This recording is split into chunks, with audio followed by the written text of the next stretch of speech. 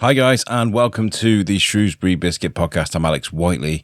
The audio that was collected for today's podcast was collected on World Suicide Prevention Day, which was Sunday the 10th of September. We set up a mobile studio outside Shrewsbury Abbey, and we spoke to some special guests who talked to us about their stories and their lives and how suicide has affected them.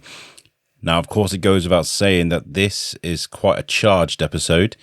A few triggers in here. If you are sensitive to talk of suicide, then please approach this episode with caution. There is some good advice in here, but of course there was language and there was vernacular used in this episode that, may trigger many people. I found this quite a positive and cathartic experience. I feel like the more we talk about these things, I've talked this so much with Ruth and the guys from Shropshire Mental Health Support, that the more we talk about these things, the more prepared we are, I think, for these conversations. And, I think I went into this, I was really tired. I'm not going to lie. We'd had a very hot weekend. And then this was that Sunday where the rain clouds first opened and everybody's a little bit relieved. It was quite nice actually, because I went from being stuffy and warm and tired, had a long weekend, to actually being feeling a bit cooler, calmer. There's always a bit of a release when it rains for the first time in a while. For me, that's quite nice. We had some great conversations here. So first of all, I want to say thank you to the guys from Shrewsbury Abbey. They were wonderful, really accommodating, very friendly. And you'll hear from them during this episode too. And also as well, of course, to Shropshire Mental Health Support for all the amazing work that they are doing across the county. They pretty much turned Shrewsbury purple on that Sunday. They were run throughout the town, right up into where we were in the Abbey. And we had some really good conversations. Anyway, I'm not going to ramble on too much because I think the most important parts of this podcast are the audio inserts you're about to hear. So let's go for this. And there were some helpful numbers and some tips at the end of this podcast, so please keep listening.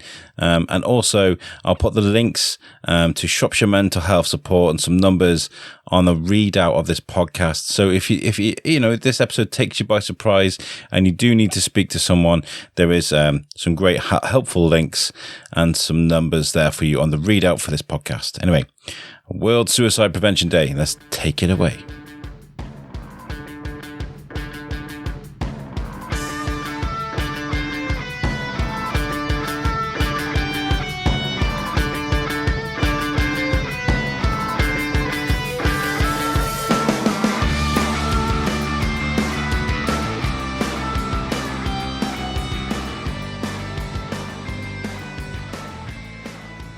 Hi guys, so today we're outside Shrewsbury Abbey. It's World Suicide Prevention Day, and so today we're speaking to a few special guests about the world. The suicide is not a great subject to be talking about, but it is a good thing to share stories about, but in a way that it can help others deal with situations that can be quite hurtful and stressful at the time, but I have not been in that situation, so I've got some special guests with me today that have been.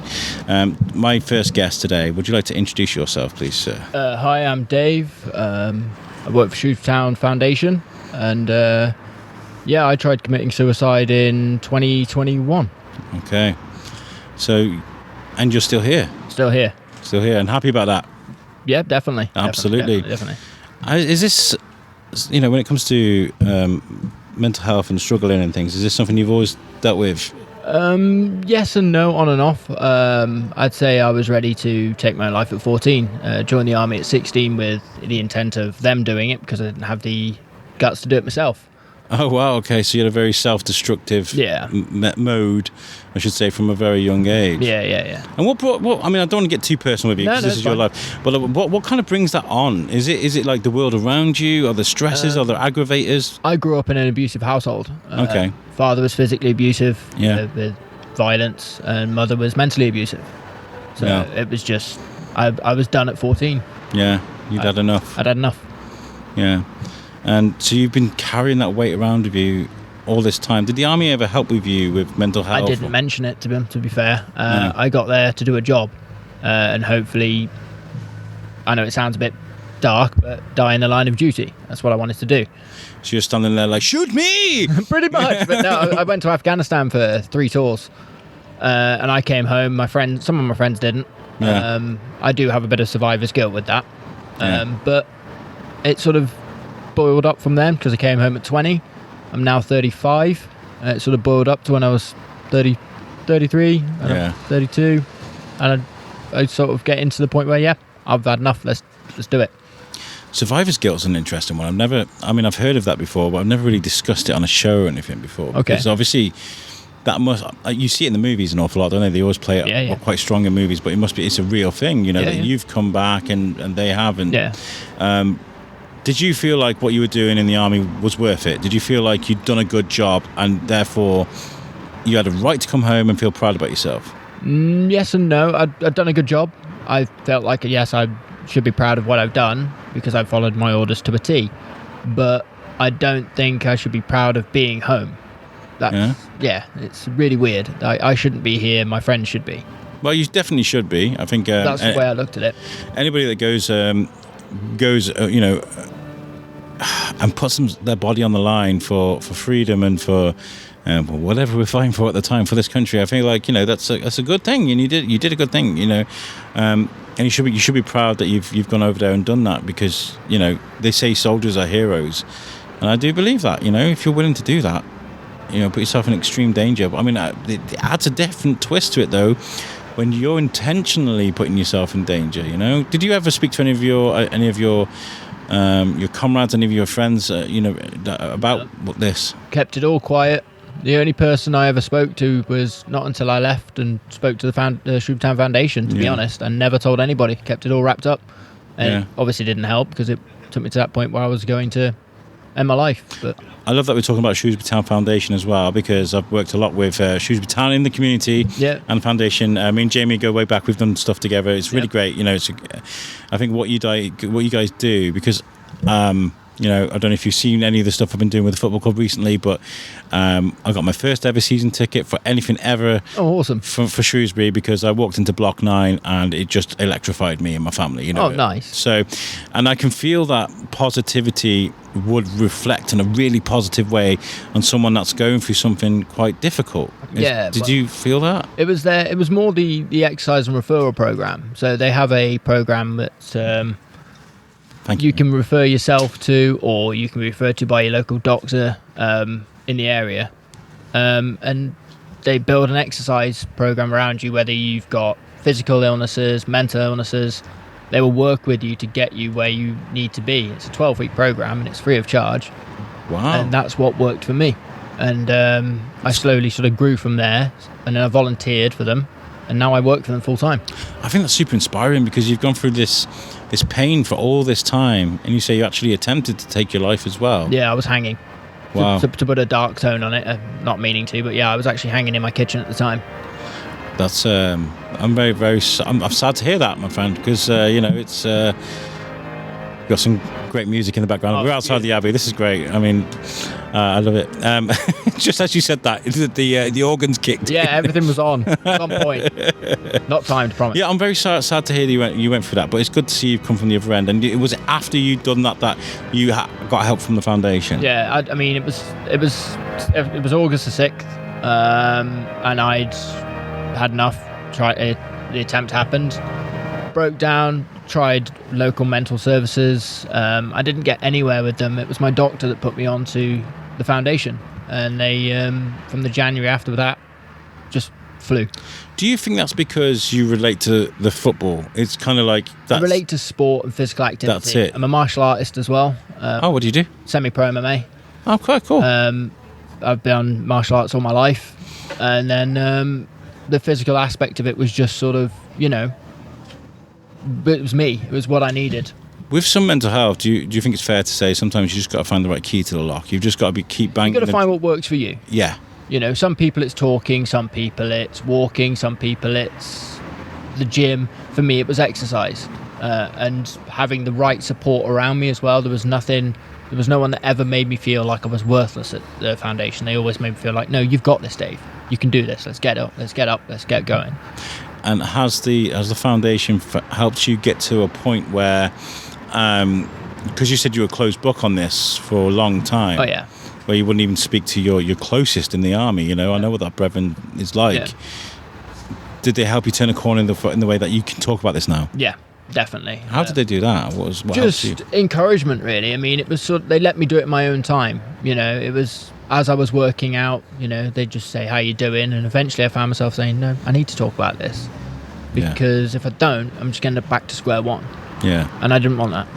And I think we've done some. This is like we've done 2 shows with Shropshire Mental Health Support. So far, because we're doing like takeovers, letting them take over, because I'm not an expert in mental health. No. So it's good to let people, the experts and people that have been around it, to talk about it. But I think one of the messages we got through is that you've got to learn to accept that it's okay to be sad. It's okay to have bad days and feel mad and be pissed off and feel those things. That's normal. That's normal. Everybody can't resent yourself for that. No. And a lot of people do resent themselves for that. My father was very men are men. Men don't cry. Yeah. And that old school mentality. Yeah. And I grew up like that, and I believed that for a long time. You know, men don't cry. I don't know what you're talking about. But it's the last, let's say, with the help of the foundation, the exercise referral program, I've realised that that's bull. Men do cry. You can have a bad day. You can scream. You can do whatever you need to do. Yeah. And as well, I think your story is really important because you've tried different things. I mean, was it through your GP that you were trying different? It was, yeah. I tried multiple different things. Nothing that really succeeded for me, and this worked. I have a serious conversation whilst I'm recording things for TikTok, but it is, and that's why your story is important, because you've persevered, and at the end of it, because I've spoken to people about mental health before, they're going, nothing works. Yeah. Nothing works for me. There is something. There's got to be something. Something for everybody. As I said, some people may medicate, like antidepressants, things like that. Some people may use endorphins for exercise. Religion. We're outside an abbey today. A lot of people turn to religion. Yeah. Some people turn to alcohol. I'm not saying that is the answer, but that's what some people do. Meditation, yoga. There's so much they do. Yeah. Health and fitness is a huge one. I mean, last year I was at the gym every single day. Bit of a pudding still, but he is looking hench, guys. But I come back from the gym and I'd feel great. I'd be aching. I'd be like, oh my god, I'm 36 at the gym at the time. It's terrible. Physically, body's hurting, but your mind is on fire. Yeah, and that's what I love. Yeah, the synapse is all firing. Okay, so we're going to be asking a lot about this today, and we want to try and collect as much advice as we can about suicide for anybody who's going to listen to this, because I'm going to have to put a disclaimer at the front of this and say there's going to be a few triggers. Go into this if you want the advice. So if there's anybody that's really close to the stage that you were in that kitchen, what would you say to them? And you can put this in any way you like. Honestly, it's not worth it. It feels like the way escape, it's not the escape. There is always something around the corner. Talk to somebody. I know it's not easy, and I'm not saying it's just going to be a snap of the fingers. It's going to be something that takes some strength, takes some will. Talk to anybody, your GP, whether it be your family member, somebody. Even if it's just a stranger. Sometimes a conversation with somebody is all that somebody needs. Yeah. And what would you say to, from the world of football, to the boys don't cry crowd, the guys that I listen to, like, yeah, whatever. What would you say to them? Ignore that, because they do. It is okay to break down. It is okay to have a cry. No one's going to judge you for it, and if they do, they're of a small-minded person anyway. Yeah. I love a good cry, I do, especially a movie. Top Gun, Goose, every time. I cry at everything. I cry at 8 Mile. I cried at Batman before. Creed had me within 5 minutes. Yep. One. She's like, I'm like, he's the victim of of an affair, and she's still taking it. Yeah, all that. So gotta love it. Well, Dave, thank you so much for chatting to me today. And hopefully I'll see you at the games. Yeah, I'm always there. I work every single one. You work there? I'm a full-time employee there now. Oh, yeah. What do you do at the club then? I'm a community and facilities officer, so I'm a bit of everything. Whatever needs doing, I'll stick my hand in. Oh, wonderful. So you will see me about, definitely. Sound. I haven't been to a home game yet because it's all been away. Next week, first home game.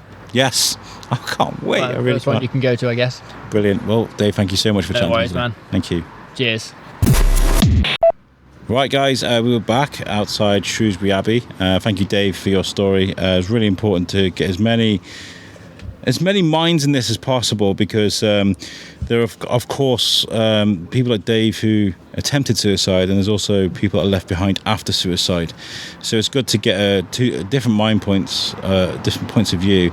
And today I now have Heidi and Simon with me. Heidi, we've been chatting online, haven't we? We have, yeah. And we haven't been able to get our heads together. What happened? There's probably people listening to this thinking, yeah, I spoke to him 6 months ago as well. I haven't got him on the show. He hasn't got on the show. With my new job now, I can literally record once a week. It's so insane, like that. It's hard to fit everybody in, and weekly the amount of emails I get, it's so hard to stay on top. I need a PA. That's what I need.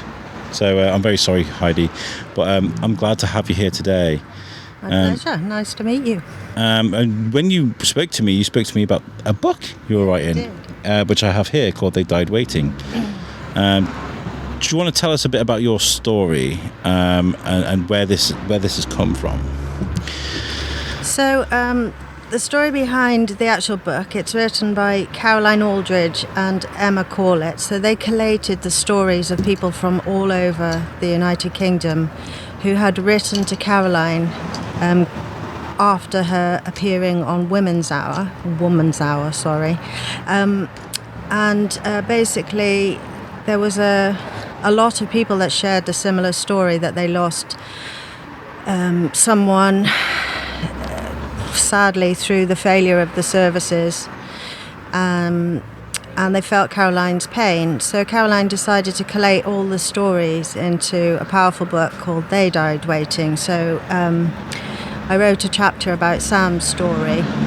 Yes. And Caroline uses the book and the stories as a mental health educator.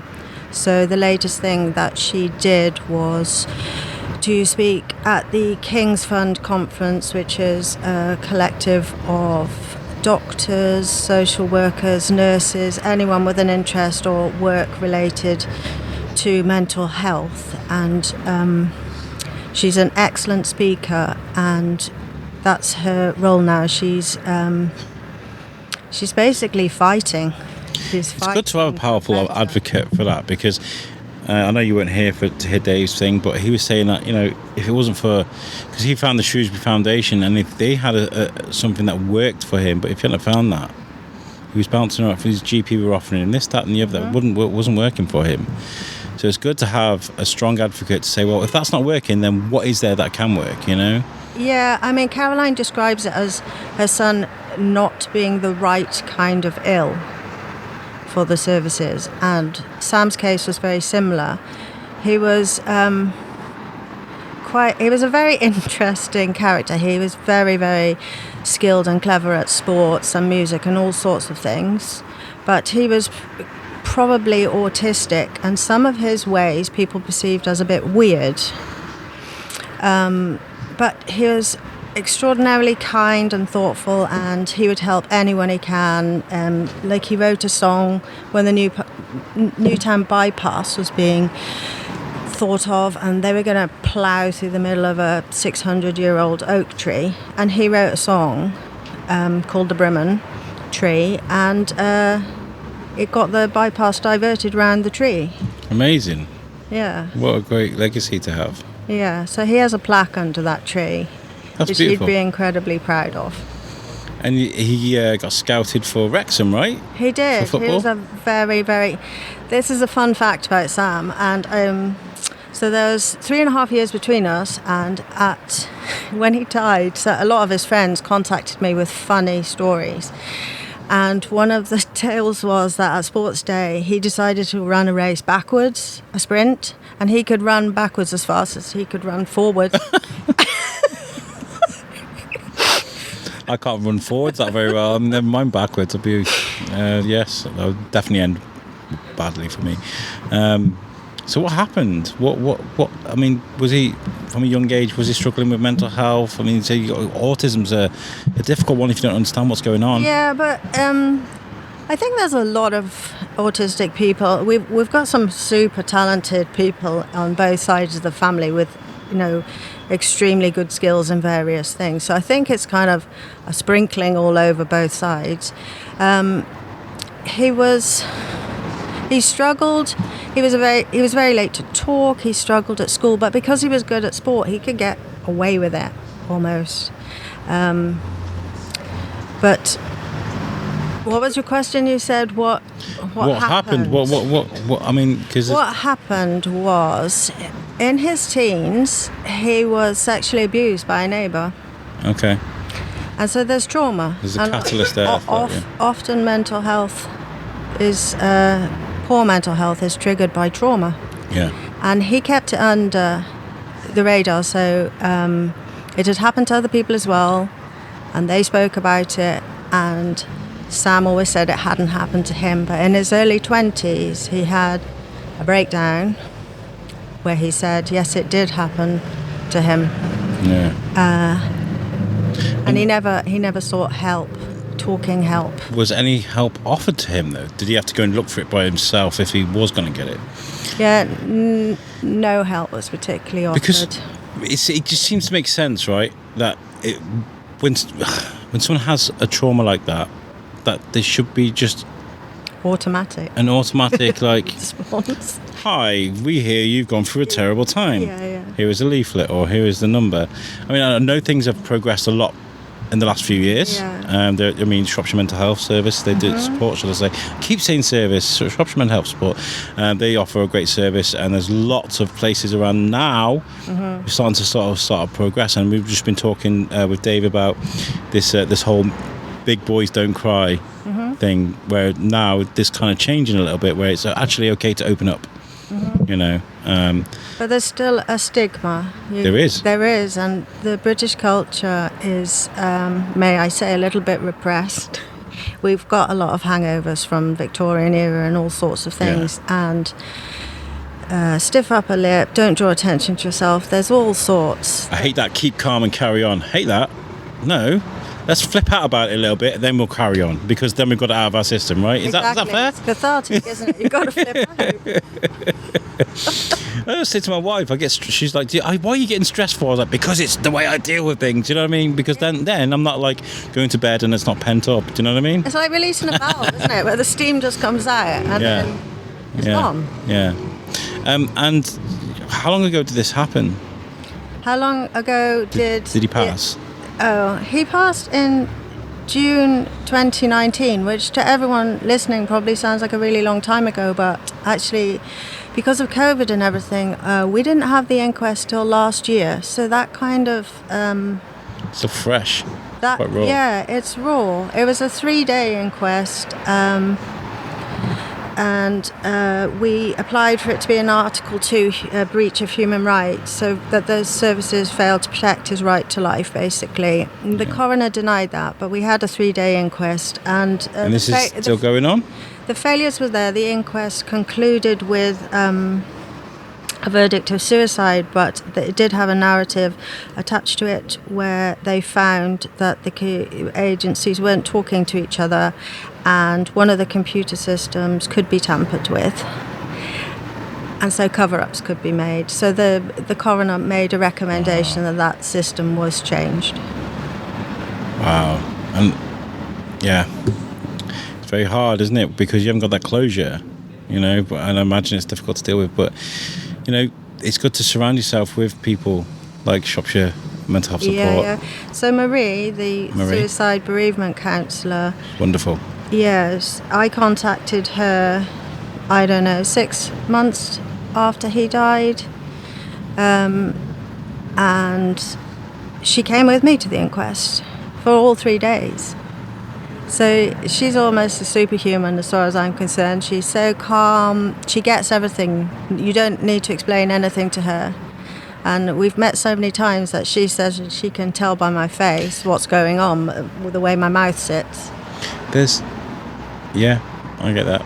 And, they're so caring here. Like, last night I was chatting to Ruth, and Ruth was like, you're going to be hearing some very sad stories tomorrow, so Marie is there to help you through it. I was thinking, that's really considerate, Yeah.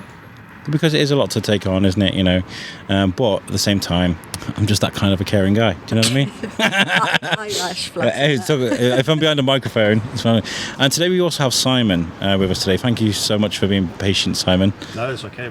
Just get that microphone right into there. Right, there we go, so we can hear your beautiful voice, sir. Oh no, I won't go that far. So tell us a bit about your story. I'm just going to switch you on to power, actually. My youngest brother, he was 28. We didn't really know he was suffering from mental illness problems until it was almost too late.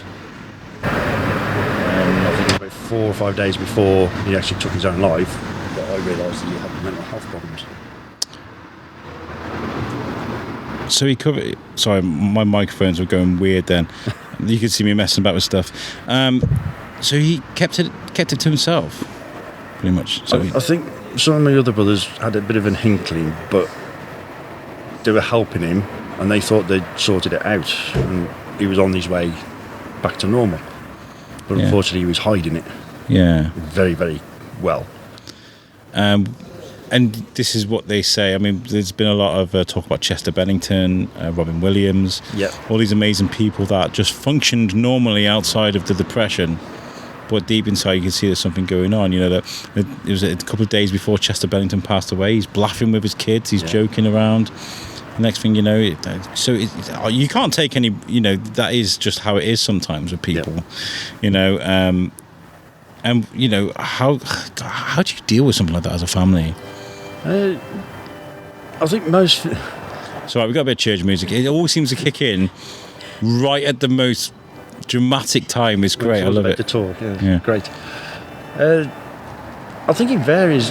Families are either get very close together and help each other, or they disappear and split away and never speak to each other again. It's a shame, really, because that's what you need your family there for. Yeah. To help you through tough times like this. Yeah. I've heard of many stories where there is a person or a thing or something that kind of anchors a family together, and when that thing is not there anymore, that person or that, then people go their separate ways, don't they? Unfortunately for me, he was a hell of a lot longer than me. Yeah? He was only a year older than my own daughter. Oh, wow. So there was a good gap between us, which in a way for me that was quite difficult. Yeah. Because I didn't have that close bond like a brother and sister or a couple of brothers would have. Yeah. I was more of an older father sort of figure, which was a shame really, because he didn't come and speak to me, which I thought I could have helped him. But and do you use that as a way to torture yourself a little bit? As a way like, why didn't I do more? Why didn't I speak to him? Even though he can make his own choices and come speak to you, It's true, yes. I didn't really, because I can't let that bother me. No. Because I don't think he would have wanted that. No. So I turned myself to something he loved doing, and that was a lot of walking. So now I'm doing silly walks for my own benefit as well, not just for everyone else's. Yeah. Because I think walking for me is a very nice thing to do. You can just go off, find somewhere nice and quiet, go up a hill somewhere and just sit there and just look. Just taking all the beauty, and it's really calming and relaxing. I was driving to Ludlow with my kid, who's 8, in the car yesterday, and we're driving, past Longmend, and you got all those hills. I was like, when you look at these hills, do you find that relaxing? He's like, no. Yeah, I guess. I do. I think you're right. You find a place that's beautiful, you can sit back and look. I interviewed on top of this abbey once. I did an interview on the roof. And we were doing the interview, and I was so distracted by the view that I was just finding it hard to... It wasn't the height then? No, well, don't do heights. And to be fair, it's not the easiest roof to get up on top of. And I did it with the people from the Abbey. I didn't just climb up the roof and just be like, I'm here from the Abbey. But I get distracted because, you're right. Sometimes when you've taken a bit of effort to get to somewhere where you can sit and reflect and look back, that's nice. And I know there's other people, they like to do different things. They might want to go into a boxing ring and punch hell out of somebody just to release that energy and release all that pressure that's built up inside them. So everybody's different. They are different. And we all find our own way of dealing with things, but not everyone can do that. Yeah. and we've been discussing that today, especially when it comes to help with mental health. Yeah. Is that group counselling is not going to work for everybody. Cognitive behavioural therapy is not going to work for everybody. Some people can't just sit and talk about their feelings, but some people, like you said, will probably just love to batter a punching bag or something. Something I've thought about with Sam is that all the helplines and stuff, it takes a lot of courage to ring those numbers. Yeah. And I don't think Sam would have done it. No. In fact, I know he wouldn't have been able to do that. No. Yeah. I actually put something on Twitter not long after my brother died. I think it's still on there maybe. And I actually put a message up there. The hardest thing for someone to do that's suffering from mental health is ask for help. Yeah. And to make that call for help and there's nobody there to help, where do they go? Yeah. Mm-hmm. And this is where people like Marie are great, because Shropshire Mental Health Support is one of those. It's one of those where it doesn't matter. It doesn't matter. They will speak to you. They will hear you out. And that's a nice thing. It's nice to know that you got that on your doorstep. But again, if there isn't another thing, there's Dan Reed with Men Walking and Talking. There's so much going on in this town and Shropshire that there is always something different. Always something you can try. Sport's a great one, isn't it? That's a great unifier, isn't it? Sport. Whether you're partaking or watching, football. So the silly walks. Yeah. Well, to me they are, but I know some people think, well, that's not a very big thing to do, but for me personally, it is. Yeah. I mean, last year I did 2 peaks of Snowdon in the same day, and I completed both in 9 hours, Done Snowdon. That was not sweat. easy. I did Snowdon, and there's a hill next to Snowdon which isn't as high but it's steeper. I did that one as well, and that was like, we kept getting to like a ridge and we think, oh, we're at the top now, and then they carry on going, oh, we're at the top now, and you did it in 9 hours, Snowdon. Yeah. And then twice. 3 weeks later we did I had help with the bike ride through work colleagues, and we did 111 miles around Lake Vyrnwy 3 weeks after I did Snowdon. But that feels good because you did it for someone you love. Yeah. And that is the most important thing. Is it doesn't matter what people think from the outside. My personal reasons was for my brother. Yes. I mean, yes. Just to keep his memory going. But it wasn't just about that, and it wasn't just about me doing these silly daft things. It was about the cause for mental health, for the local charities, and awareness, just to keep people talking. Because that's the hardest problem, get people talking. I tell you what, if it wasn't for those motorbikes in the background, that would have been the perfect advert, wouldn't it? Don't just do it for me. I thought that. It was just that angels came to support. Yeah, that was really good. And less than just over a week ago, I did 24 hours walking up and down the Wrekin. Hey, that's really good, yeah. Hold on, I got a button here for that. Where is it? There you go. Yeah, you can't hear it, but there's an air horn going on in the background. That's really good. 24 hours. Yeah. How many times did you do in 24 hours? Can you? And it varies, apparently. Some people have said I've done 14. A few others have said I've done 12. I've looked at the mileage, it says 13, but it doesn't matter how many times. That didn't bother me. I wasn't counting. After 3, I lost count and said, whatever. It was all of the reason of the charity, Shropshire Mental Health Support, and mental health awareness. And I know there's like the whole issue of filling your lungs with air that's going on while you're doing that, but what's going through your mind as you're doing these things for your brother? I think that's what keeps you going. You're doing it for a reason. It's not a personal, for my benefit. It's for someone else's benefit. Raising awareness too. And have you reached anybody that isn't affiliated with your brother in what you're trying to do with raising awareness? I think I probably did on the day.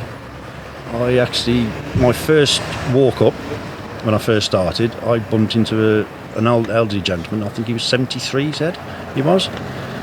He'd been on his own for a few weeks because his wife and daughters had gone to France. And he was on his own. He'd just recovered from a heart attack and he was struggling to walk again.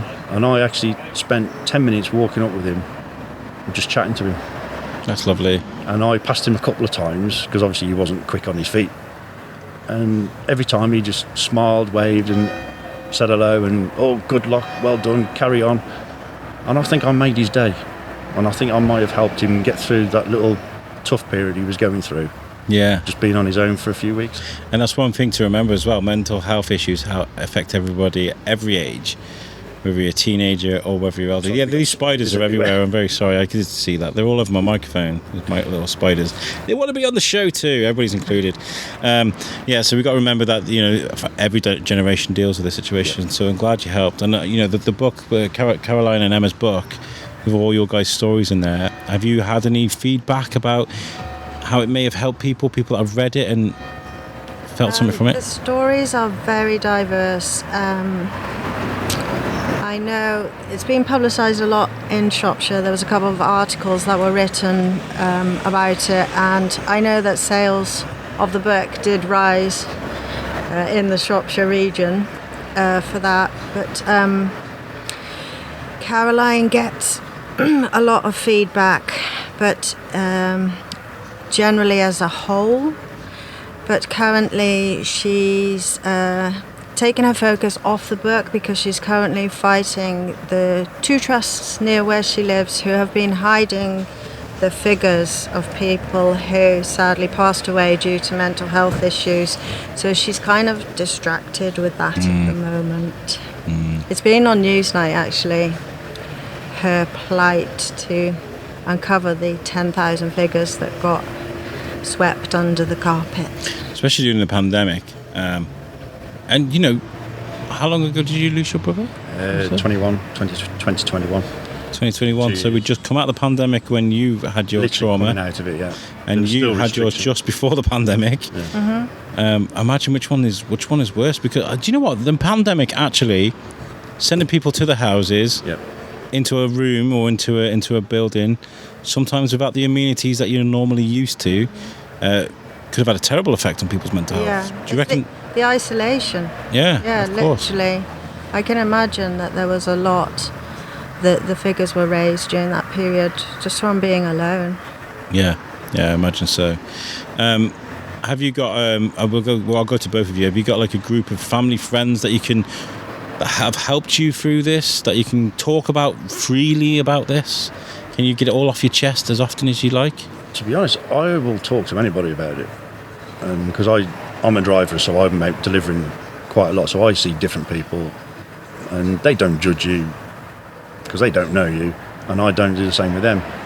And shortly after my brother died, I was still working through COVID and all that, and I would just chat about it and say, oh yeah, I've had a bit of problems, brother's passed away, and go into details, and next minute they might just say something about what's happened to them, but they won't give me too much detail. And then after about 10 minutes, obviously I'll finish my delivery and going. You can see them with a little smile on their face. It's sort of helped them. Just take a bit, oh, maybe I can talk about something. Yeah. So actually going out and just talking about it has probably helped me in that way. Yeah. Whereas other people, it's different. It's different for everybody. Everyone's got their own way of dealing with things, and they've got to find that. This is mine. Just tap a live microphone. This is mine. This is my way of blowing off a bit of steam. I love doing this. Whether it's the recording of a podcast or the making of afterwards, there's something really therapeutic about it, and something nice about taking a bit of audio with sirens and choirs and all sorts in the background and turning it into a nice, neat ribbon of audio. There's something really satisfying about that. What about yourself, Heidi? Did you have family and friends that you could talk about with this? We're an extremely close family, so there's I'm the eldest, and I like to keep him present, 3 brothers. So Sam was the one after me, so with the smallest age gap, and immediately when it happened, we just congregated at my house and basically cuddled each other like bears and just held each other. Yeah. And he had quite the funeral.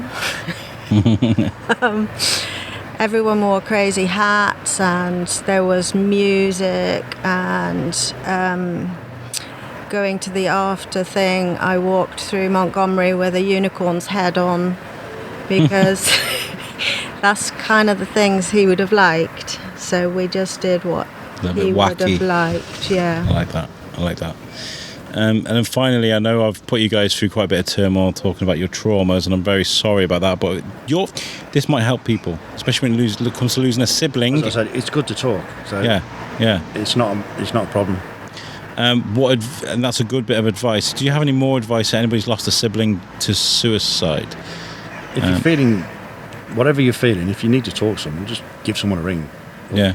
Go and see an old friend or a close member of family that you've not spoke to for a while. They're not going to, someone that's not going to judge you. This group has just set up in Shrewsbury. The survivors of bereavement by suicide. Okay. There are a lot of people out there, a lot of organisations, small charities. Like this one, yeah. You've just got to give them a call. That's it. They're not going to judge you. They're not going to tell you to do this, that and the other. They'll sit there and listen to you. And I think there's probably people listening to this and maybe reluctant to the idea of sort of being in a group of strangers talking about your emotions and stuff. But I feel like if you're in the same room as someone who's lost a brother or a sister, or even, a relative that's close to them, they're all in the same boat. You all guys have all been through something very similar, so the conversations will be very much the same, but the support will be there, I imagine. They're not alone. You're not alone. These guys meet at the Elm Church in Shrewsbury, and it's a newly set up group. So I've been myself to one of the meetings. So it's called the Survivors of Bereavement by Suicide, and they've got a website called www.uksobs, so uksobs.org. So give them a look if you have been affected by suicide from friends or family. Well, thank you so much for chatting to me today, guys. I really do appreciate you coming and opening up to me. You're welcome. Complete stranger, I don't know your stories. You can go with having a chat with someone from Shropshire Mental Health Support after as well. Yeah, absolutely. Well, thank you very much for chatting to me today, guys. Thank you. What I'm going to do is I'm going to read out the name of the book. It's called They Died Waiting, and it's written by Caroline Aldridge and Emma Corlett. So give it a look. Thank you. Brilliant, thanks. Cheers. I have found a lesser spotted Marie out in the wild in the van, and we're here today outside the Abbey. Still, the rain is about to start, but we're under a marquee, so hopefully we'll be all right. How's it going for you today? Are you enjoying it? I am. It's quiet, isn't it? It's quiet. It's quiet, but people are talking, and I think sometimes, as long as somebody is talking, you're making the connections, aren't you? Yeah, and this is it. I mean, and the conversations that we have today under this marquee can be recycled and reused and shared with people to hopefully make a difference. And that's what we're here to do today, right? To raise that awareness. Yeah. I know you guys have been building up to today for quite some time now, right? We have, yeah. Ruth has been very busy working behind the scenes with everything that she's been doing. But yeah, it's been a sort of a project that sort of we know we've been waiting for it to arrive, and you get very excited about it, a bit apprehensive this morning because you just want it to go as well as it can. But yeah. Yeah, well, we're here, we're doing it, and thank you so much to Ruth and to yourself as well. We've had some great guests so far.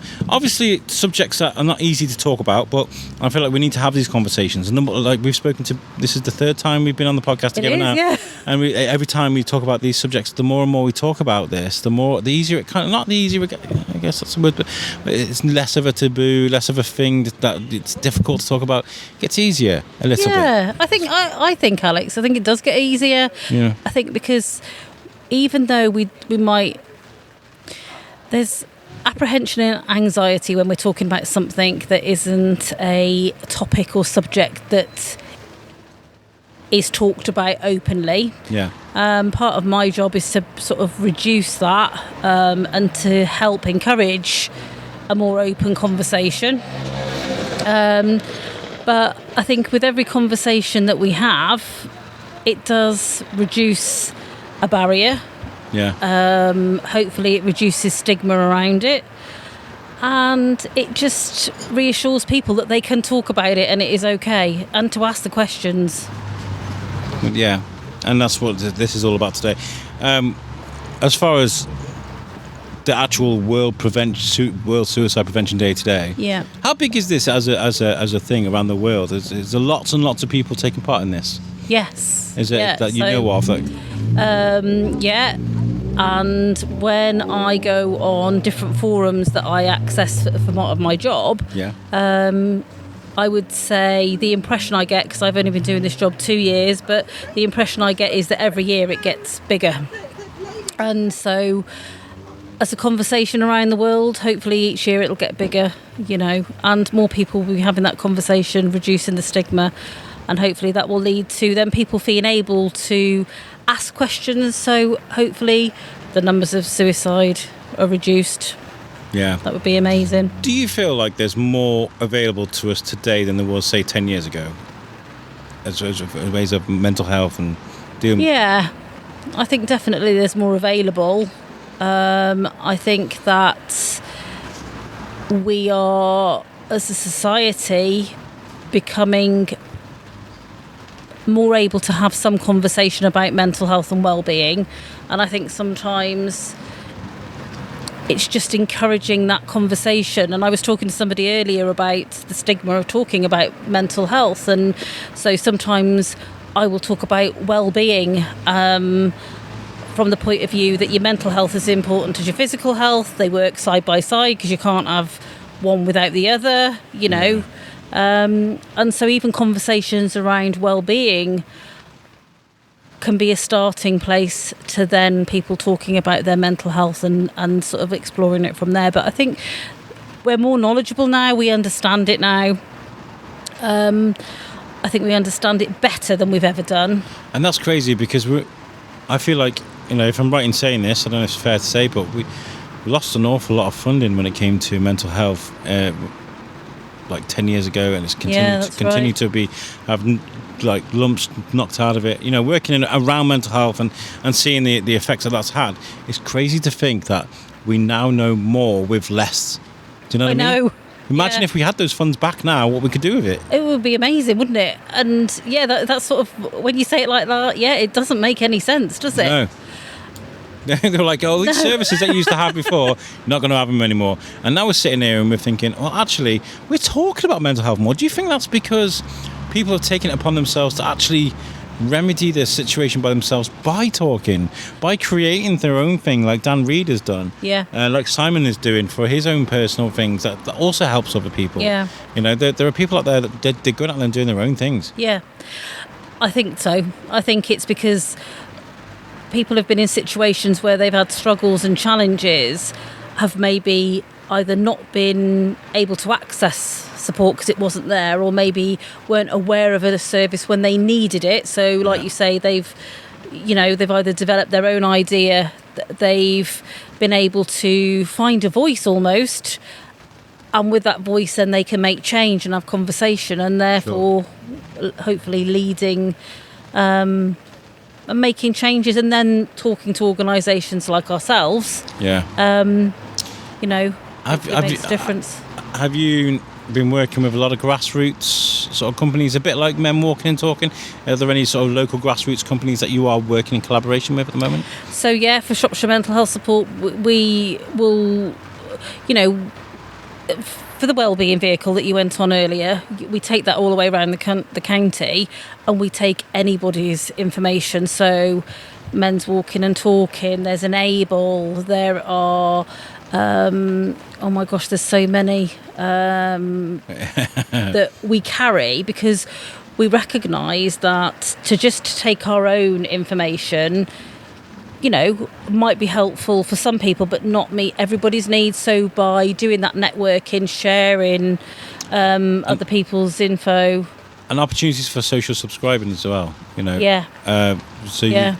talking about fishing earlier and sports, the Shrewsbury Town Foundation. It's amazing, isn't it? What they're doing, they're having, from what I can gather, they're having some great success there.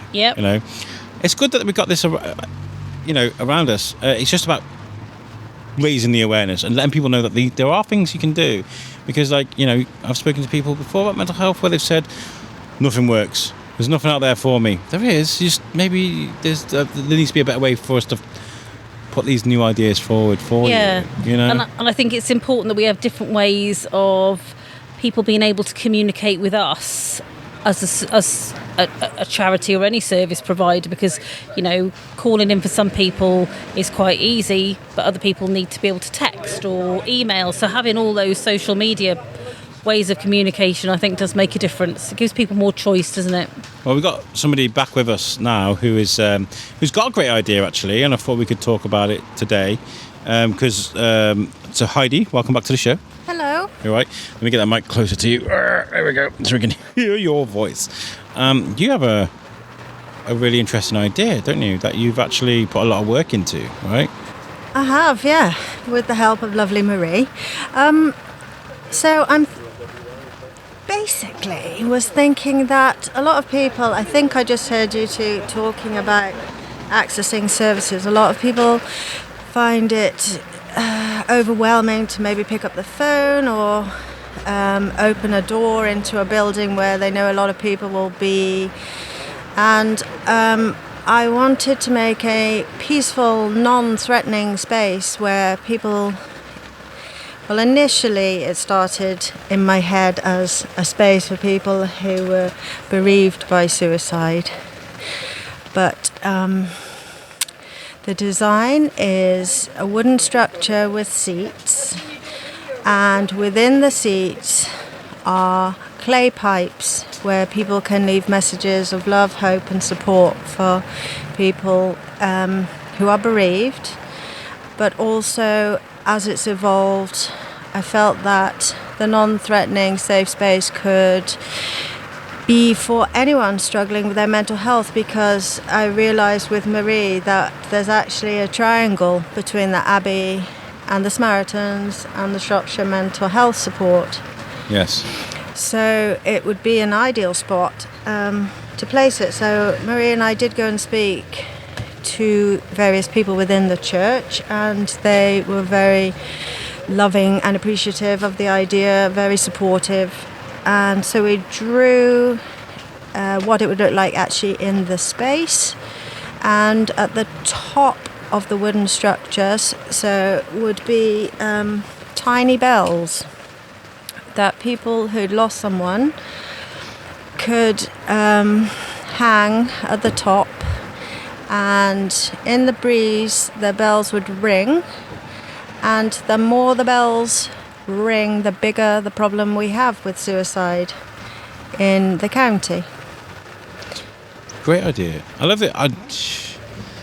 The more I talk about it, the more I think this needs to happen. And was this inspired by something else you've seen on the internet or about anywhere? Or Since Sam died, I've had this passion to help others.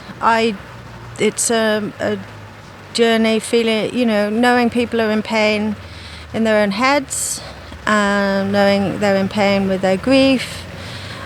And I wanted to help. I wanted to make something that showed them that people cared. Yeah.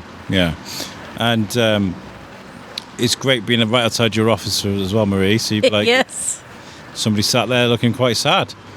Should we go and take a cup of tea out to him? Absolutely. Or her? Yeah. And it's about people having the opportunity to have a reflective space. And it might be that they want some support, and we're just over the road or around the corner, depending on which office we're working in or which they, know about. And you've got Samaritans around the corner as well. So, yeah logistically, it's definitely in the triangle. Yeah. I feel like we're growing up as a society. I don't know if this is fair to say, and I'm probably going to annoy some people with this comment, but I feel like we're starting to mature a little bit. We were talking about boys don't cry, big boys don't cry, and we're talking about, I've seen a lot of comments on social media about people having their safe space and how things have changed and things aren't PC enough anymore, or things are too PC. But I feel like that's the only way we're going to be able to communicate, and it's a great way of seeing that someone needs help, If someone is crying, there's obviously something not quite right there, is there? So we can go in and speak to him. If someone's masking that because they've been told, actually, guys, don't cry, we've got if you're masking that, you're causing years of trauma by hiding that. So if you have space where people can sit and maybe talk with one another if there's somebody else there, or get access to services, or even just a place to sit and reflect, there's no problem with that. Do we agree? Was that a bit unfair? No, because I think historically, we haven't always been great at prioritising ourselves, have we? And to be encouraged to have reflective time where you can have self-care, it's an amazing thing. But it should be something that we do in our normal every day. The only thing I would say, and this isn't me like trying to knock holes into your idea, is that if there's some nasty people about and they see someone sat there, they might see someone vulnerable they could take advantage of. So is there a way that you can sort of police it and make sure that that if there's somebody on there, that they're not going to target themselves? Would be that the balance of nasty versus nice in Shrewsbury is in nice favour. Yeah. And that if somebody's there and people around are nice, then they will see the people sitting there and go spontaneously and sit and chat. I did speak with Marie the other day about the potential of nasty, but unfortunately we live in such a frenetic, we're encouraged to be productive all the time, earn money, do this, do that. Like your time is you're told what to do with your time, and we need to slow down. Yeah. Well, there are people out there that maybe in a situation where they've got no choice but to slow down. Exactly. Slow is the speed they've been told they have to go, or they find themselves in, Exactly. Yeah. I feel this is going to sound a weird thing to say, I am rushed off my feet. I am busy all the time. I feel lucky to be, I feel like it's good to have something to work on all the time. But if your mental health not great, that's a stress that can tip you over. If you, it's right. At the moment, I'm in the right state of mind to be doing all this. And another weekend, maybe not so. I might want to try and hide, if I'm honest. Yeah, and that comes down to that self-care thing, isn't it? Yeah. A lot of my job is encouraging people self-care and even having a conversation, and just even if it's 2 or 3 minutes a day, it doesn't have to be an hour. It's just a pause. It's time to just recollect your thoughts, have a cup of tea, maybe listen to your amazing podcast. Anything. Absolutely. I definitely will go. That gets an air horn there. You can't hear, but it doesn't have to be. It doesn't have to be a massive thing, does it? In the sense that people do amazing things all the time, but the small things are amazing too. Because if we do lots of small things, we look after our self-care, which hopefully then gives us more time to do the bigger things. But we have to the small things make a big thing. Absolutely. I'm not very good at balancing it out, and I've always been.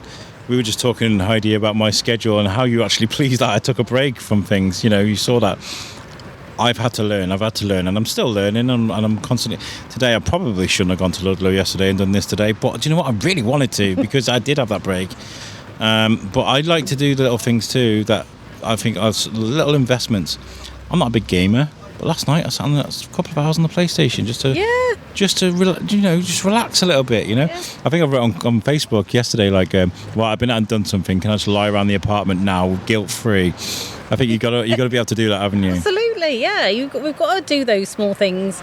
We've got to, I don't know, sit in the garden and read a book for 10 minutes, or have a cup of tea in a different cup. It doesn't have to be a massive thing. It just has to be a little change. Makes such a difference. So can I tell you about my little change over the last week? I just got massively into making pom-poms. It's so meditative. My daughter said to me yesterday, "Mummy looks so happy," and I'm like, I love this. It's so I love that. You see the joy in my face, because I wasn't expecting that at all, and it's such a creative but very random thing to come up with. I make pom-poms. That's wonderful. So there's just pom-poms all around your house now. Well, I've promised Marie that I'm going to make something for the window of across the road, the mental health support. And it's, But here comes Heidi with a pom-pom. And it is a big window. It's a big window, and Scrappy Scrap Store are providing me with some of the materials to do this. And probably take me about 3 months, but I'm going to make it mighty fine. Can't wait to see it. You found something creative, and that's really important, because not everybody does that, you know. And you know, like you said, it doesn't have to be something extravagant. You have to go write a book. No. Or learn to play an instrument or something like that. You can just find something little to do, like that's different, you know. Yeah, I like that. And I've loved today. I'm hoping that might be a couple more people. I did get a couple of messages on social media saying people might come and say hello to me. So if that happens, I'll be very happy about it. But if I go away today with what we've talked about, I'm very, very happy because, and you know, listeners, if anything has helped you from today's podcast and you feel like it would help others, please just give it a share, because not for the sake of the biscuit, but for the sake of helping other people, you know. Definitely. Thank you, Alex. Is there anybody you'd like to mention, because I know this has been a huge collaborative effort, hasn't it, with lots of companies across Shrewsbury. This is happening all through town. I'm very happy I brought my marquee today, actually. I wasn't going to. So am I now, it's raining. Yeah. I fall asleep to rain at night. I put it on my phone. So when I'm editing this back later, I'm going to be asleep. I'm going to be With the rain. pom-poms. Did you just say pom-poms? Hi there. Hello. Radio talk. You can. Yes. Hello. You can. This is Padre Pat. Oh, hello. The guy that danced and got really happy about the project. Oh, wow, wonderful. Yeah. You can have a microphone, sir. Would you like to say hello? No, he's just coming over to say I think you're going to have to now, Pat. Just going to say a quick hello to you. Hello. Make sure it's going well, isn't it? Yes. Nice to see you down here. It's nice to be here. Well, It's a lovely venue. More than welcome. Thank you. Yes. Now that we've found the tea making facilities, we're happy. We're more than happy. You've got tea, if you've got tea and coffee, then all is well. I'll try and rustle you up some biscuits, shall I? Oh, now we're That'd be a talking. bonus. Now we're talking. As it starts to rain, let's get a few biscuits down us at the same time. Okay. It's nice to see you. If there is anybody from the Abbey that would like to come and speak to us, though, more than welcome. Okay, get the word out. Got a big mention in church this morning. Wow, wonderful. Fantastic. There we go. We're part of today's sermon. Padre Pat. Yeah. That was just wonderful. Well, we'll sign off from this bit, but your idea is wonderful. How are you doing for funding for it? Do you need any sponsors or do you need any materials? What is the deal with that? Well, We're reaching for notes. I always do this to people. She's got a folder ready. I'm waiting. Yeah. okay. It's written on a cereal box or something. I mean, So, I love that. I love that. Actually, My house is full of stuff like this. I love that. Actually, some painkillers box. Oh, there we go. So, yes, we do need funding. If someone has heard this and thought, yeah, that's a great idea, or I can relate to that, a charitable donation to a charity called Suicide Awareness Memorial Shrewsbury that will have a Facebook page by next week. So, as Sam was a footballer, anybody along those lines who wants to support the project, builders, anybody who could supply the materials. This is what I wrote. We literally just need to buy the stuff and build it. Imagine a bandstand made of railway sleepers in a beautifully tasteful way. You know, that's kind of what I love. Yeah, and then so I don't know what the technical term is. This sort of metal mesh that they that's filled with stones. Would be the seating with wooden top to the seating with words like hope, keep going, things carved on them. Nice. It's a very, very simple structure, so it wouldn't actually, in terms of memorials, cost that much. Yeah. But as it's a living space, it kind of would be just my hope is, if I tell you my hopes and dreams, is that it works so well that they put them all around the country. That's what I really want. Well, I know it's an awkward subject to talk about, but Sir Tom had things put in hospitals, didn't he? I know there's problems with the money and stuff. We probably shouldn't talk about that. But when I was in Shrewsbury Hospital, there was like the Sir Tom's like corner where you could sit and reflect and talk. And that went around the country, didn't it? Yeah, but that's a great idea. Skim off the funds for myself. No. Yeah, we won't. We won't put that in. We won't put that. We may leave that in. I don't know. But no, it's a great idea. It's a great idea. And I feel if there's anybody listening to this that does have building materials, if you've got a few sleepers lying around, railway sleepers that you can help out with. Yeah, I mean, timber merchants. Stone merchants. Yeah. And if anybody wants to see the design, I think it's an easy do. Well, if you can get the Facebook up and running within the next couple of days, send me the link and I'll put the link in the readout. Thank you. And as the lead picture on it, I'll put the actual design so people can get a grasp of it. And Marie, finally, before we get out of here, anybody struggling with suicide at the moment, what should they do? So, reach out if they can. And when I say reach out, it could be somebody professional or it could be just somebody that they know that they can talk to.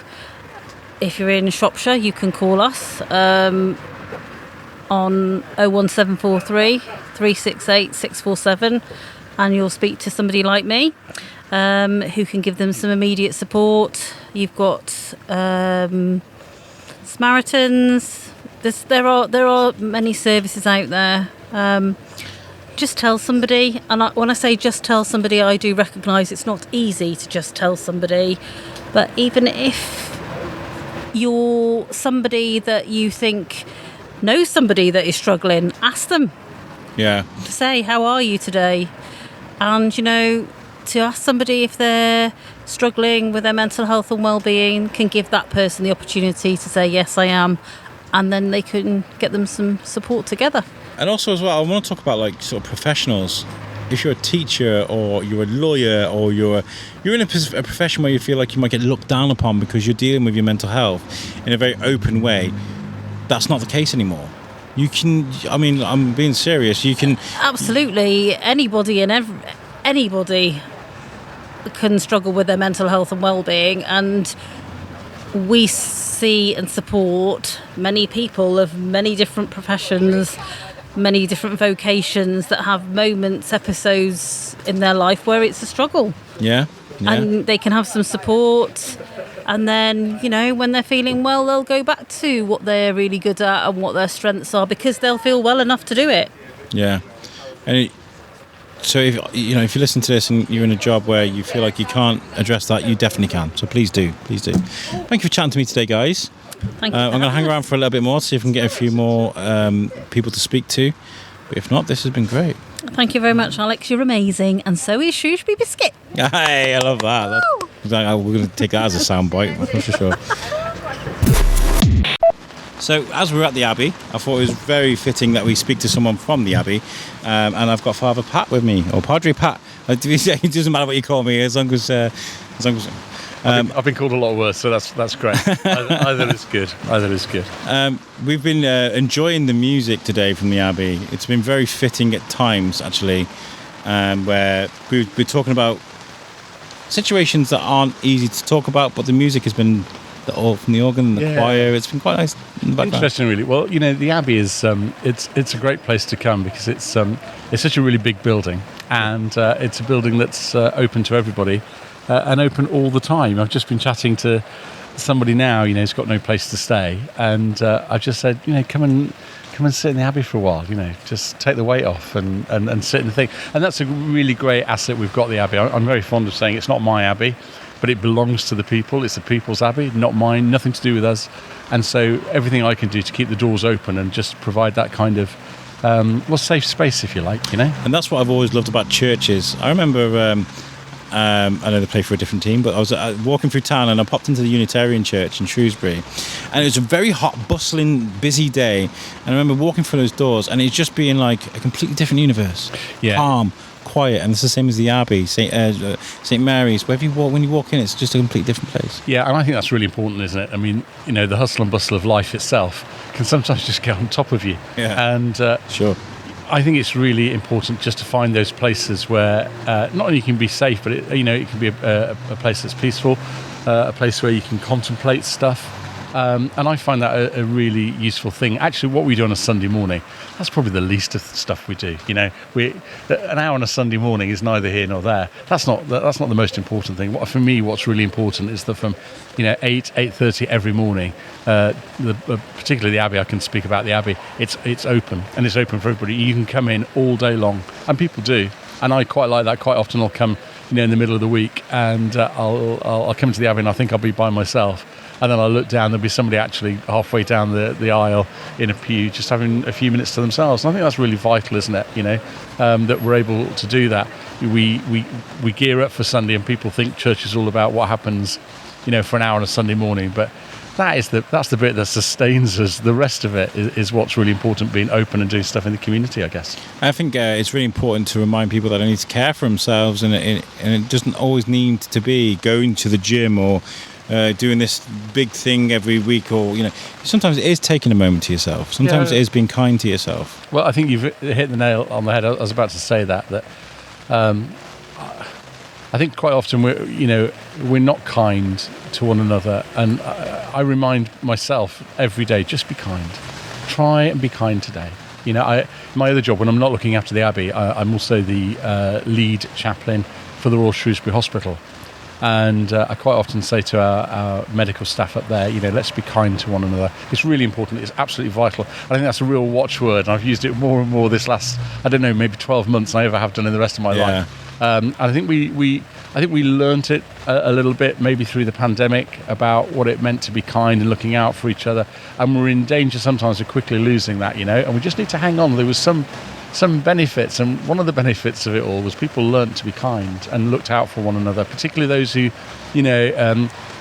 were living by themselves, or people that didn't seem to have lots of friends. People used to reach out and look out for their neighbours and look out for people who were struggling a bit, and they're the bits we really want to hang on to, because I think that's absolutely vital, that we look out for one another. You've got to. And I feel like one of the main subjects, it was brought up right at the beginning of this podcast, and it was big boys don't cry, and that kind of ethos of really guys don't and like how society, I think, has evolved over the last decade, certainly over the last 3 years through the pandemic. And I feel like society's kind of matured in a nice way, where we're kind of being more understanding about mental health, vulnerabilities, and we're talking about being kind to ourselves, but being kind to each other too. Do you feel that's the same way? Yeah, I do. I think guys are getting better at being open with one another. I'm a big fan of these men talking and walking groups kind of stuff. Of course, yeah. Massive fan of that, because shout out to Dan Reed, it's a huge thing, and I think guys are getting better at talking about their feelings, which is a great thing. Big boys don't cry and stiff upper lip and all that sort of nonsense.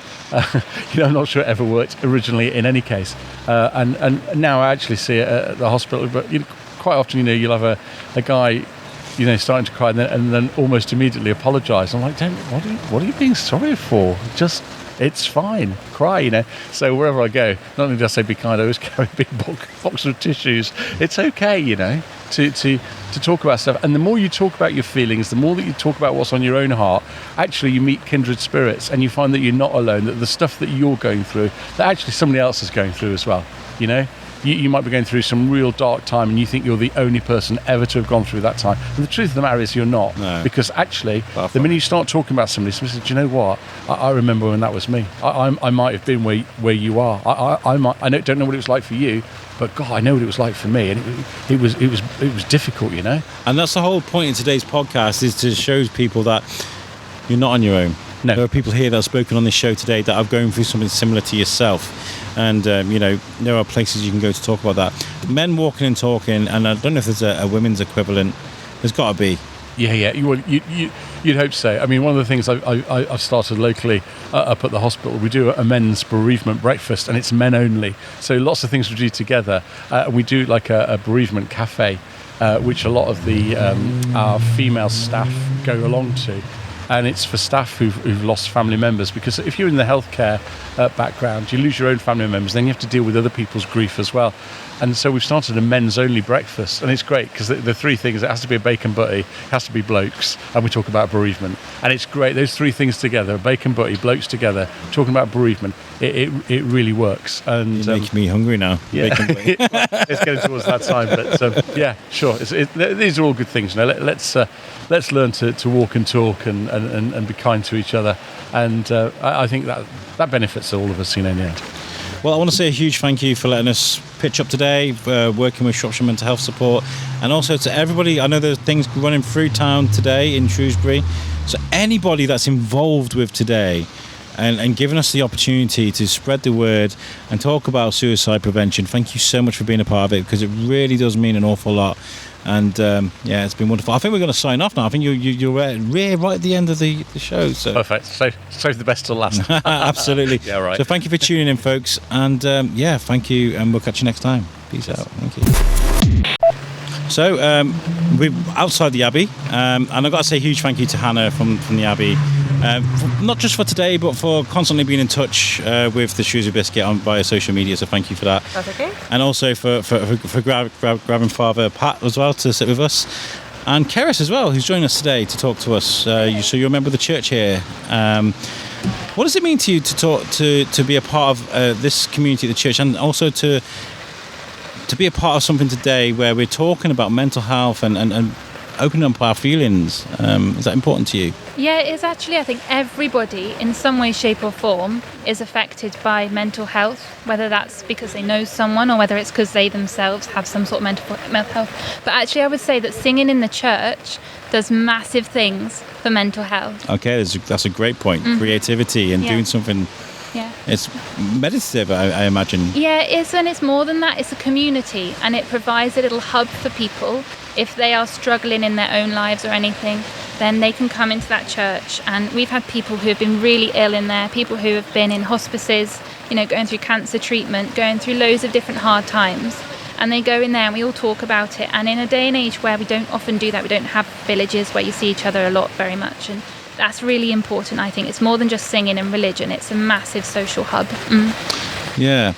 My little boy, he does taekwondo. Oh. He's 8. And whenever he goes to taekwondo, I'll say, take all your anger and everything that's annoyed you, put it into those punches, power. And that can work with music, can't it? Mm-hmm. No, definitely come out with music, especially at the end. We've got an amazing organist called Nigel Percy. Right, Nigel. And he does some amazing pieces at the end, and you can get lost in there for hours. You can just sit down, close your eyes, and you lose yourself. And it's lovely, like your little boy in taekwondo. If you're feeling cross, then there are also some organ pieces for that as well. There's a lot of scope there for listening. Yeah. Wonderful, and it's nice to see that you've taken the people that have joined the choir and benefited greatly from that. I speak to young for years. I've been a support worker for years, for over 8 years, and I say to young people, you need to find. Thank you, Marie. She's done a photocopy for me. You can take a creative process and you can pour your problems into that, and it will come out with nothing but positivity. And I've spoken to people that have written poetry, written rap music, where they've made things, and it's really important. Because you've got to keep... Mental health isn't something that just fixes itself once. You've got to keep doing it. It's as frequently as brushing your teeth.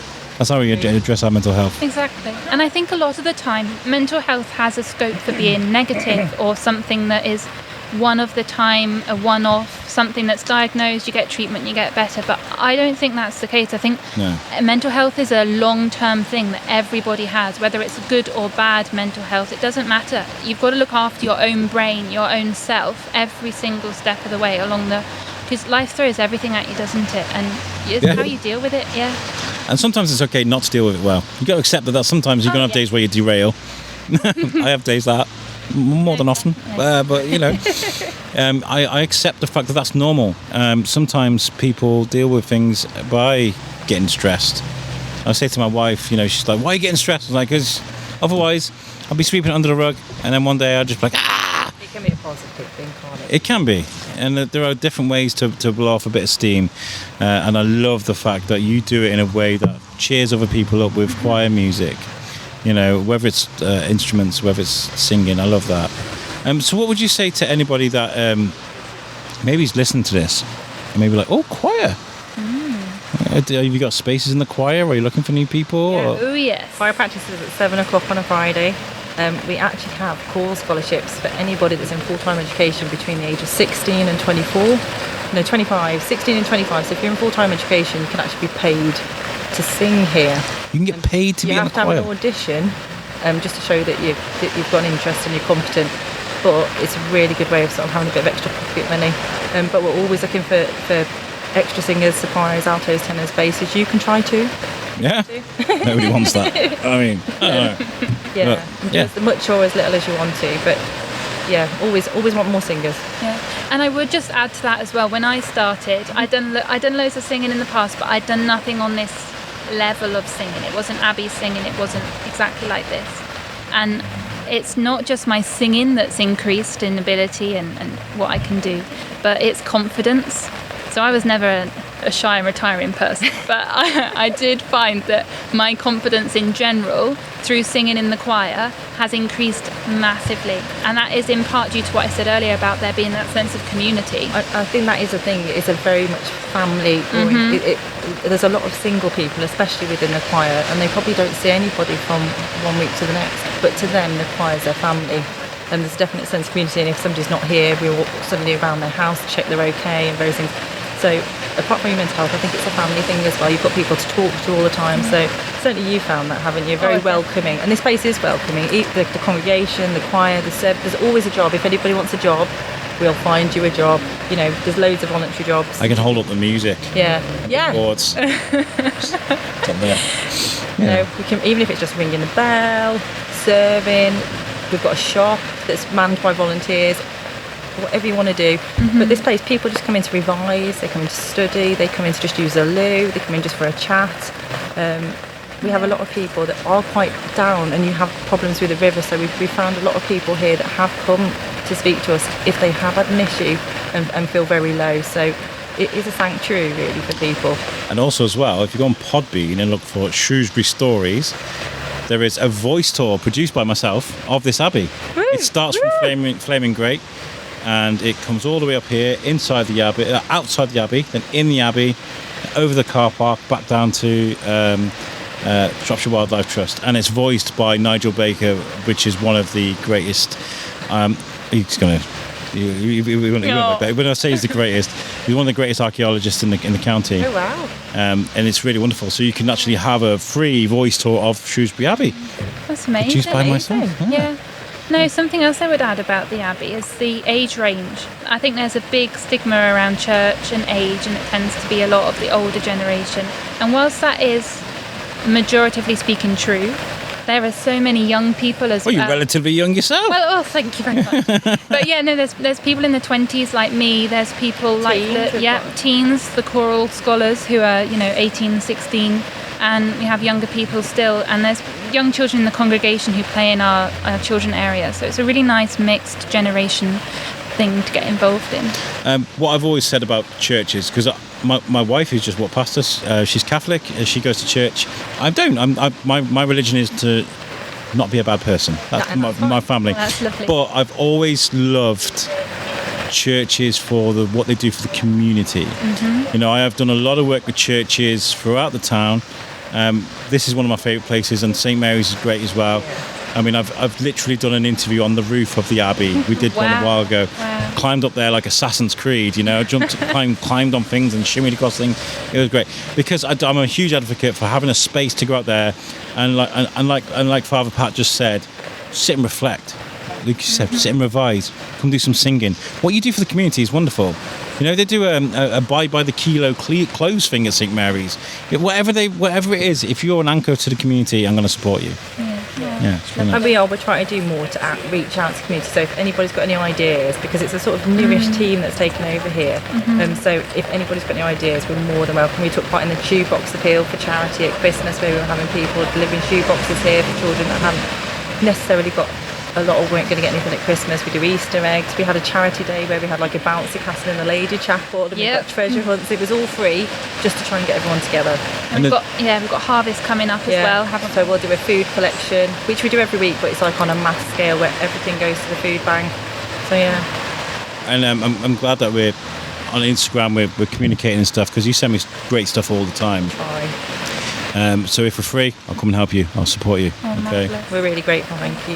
If anybody is listening to this who is not feeling great with mental health issues, and have you got any advice for them, as for, because you're speaking on behalf of the church and what you guys do at the Abbey, what advice would you give them?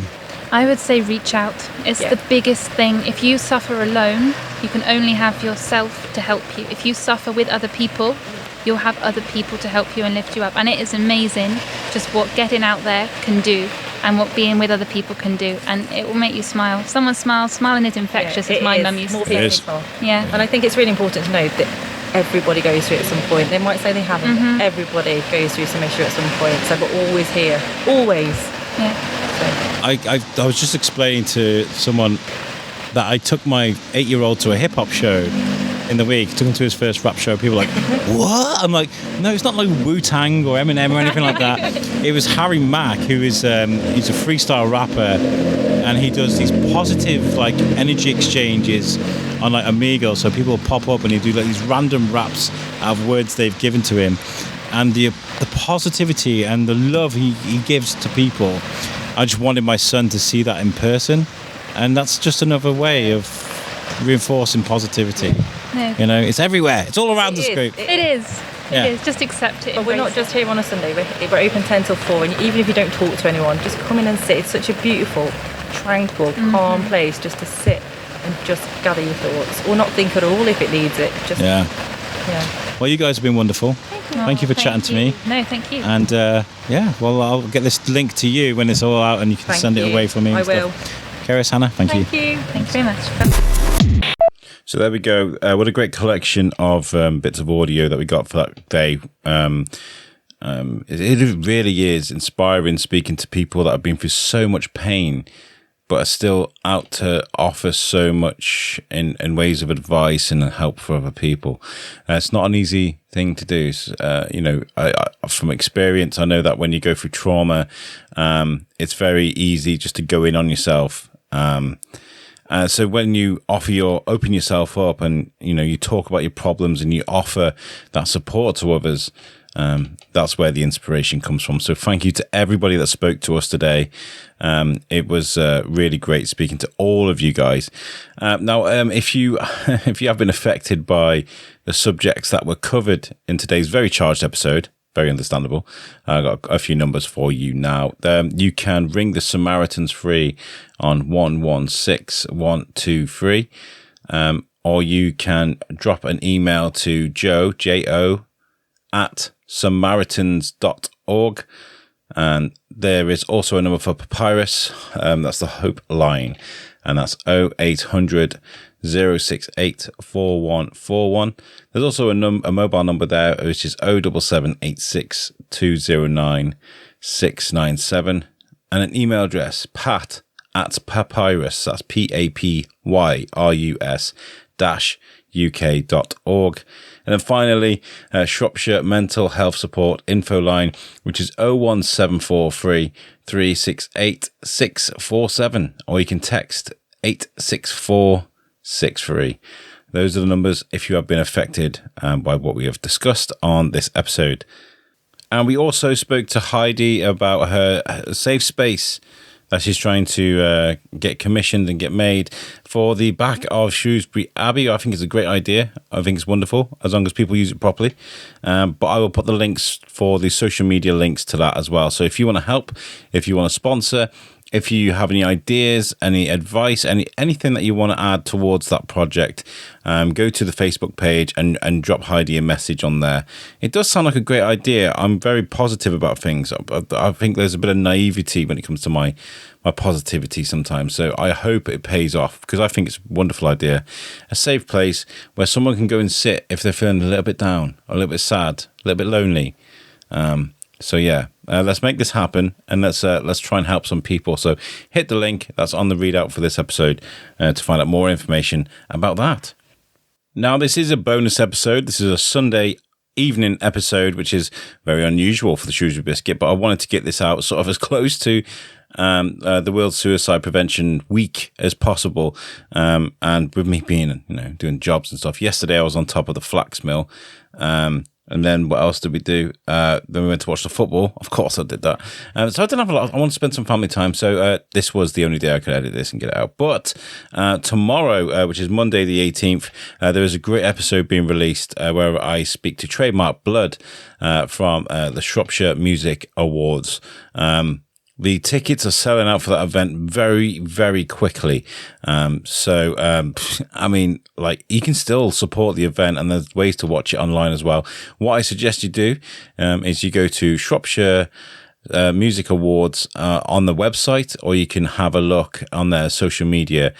During the episode, while I was speaking to Trademark, we Googled Shropshire Music Awards, and it's the very first thing that pops up, so you can't miss it. If you like music, if you like local music, and you like to support that kind of thing, definitely check that out. So that's what we got for you tomorrow as we release this, should I say, the Shropshire Music Awards. Thank you so much for tuning in to this episode. I appreciate it's a charged subject. I hope this goes out and helps people. If it does help you in any way, please share it with your friends, but also drop me all the guys at Shropshire Mental Health Support a line, just to let them know if this helped you. Because I'm interested in what this actually does. But, it goes without saying that everyone that's spoken to me today, everyone that's had the strength to come on my show and talk about something that obviously is quite painful for them. Thank you so much for speaking to me. Thank you so much for listening to this. And I'll catch you guys next time on the Shrewsbury Biscuit. Peace out.